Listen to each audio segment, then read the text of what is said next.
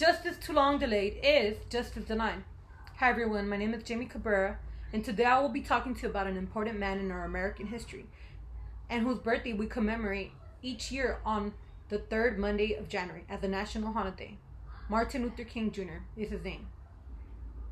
For the past 2 weeks I have done my research to establish good credibility on the topic. So the goal of my speech is to inform you who Martin Luther King Jr. was. And firstly, I will talk to you about his early life. Then I will talk to you about his impact on the Civil Rights Act. And lastly, I will talk to you about his legacy. So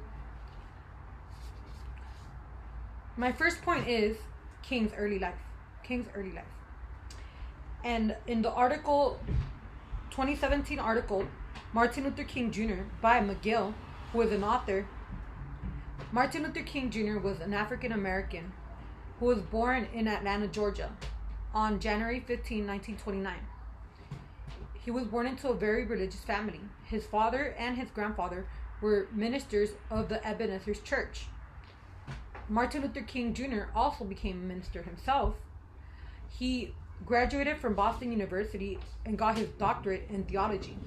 He was also the co-founder and president of the Southern Christian Leadership Council.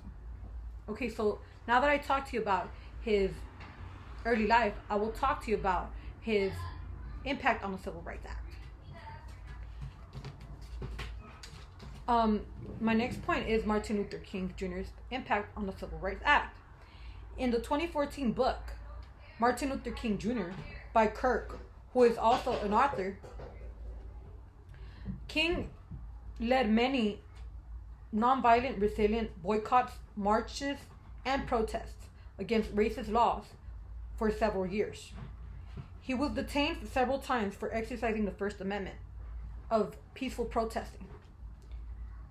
Written by him is the letter from inside a Birmingham jail, where he describes broken promises of fixing discrimination and that justice must be granted.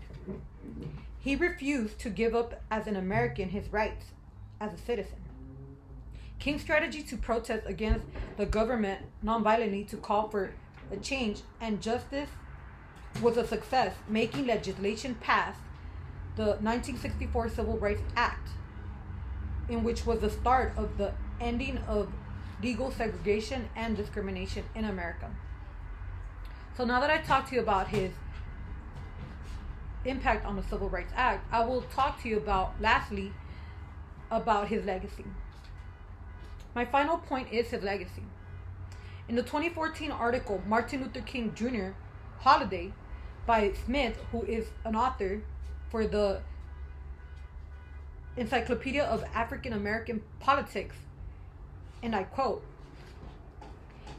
"King is incorporated into the national culture on the basis of the civil rights revolution he led, which represented, as he said in the I Have a Dream speech, the fulfillment of the vision of the Declaration of Independence, that all men be treated equally."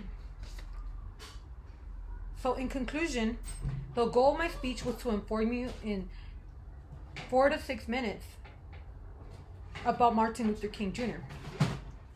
Firstly, I talked to you about his early life. Then I talked to you about his impact on the Civil Rights Act. And lastly, I talked to you about his legacy.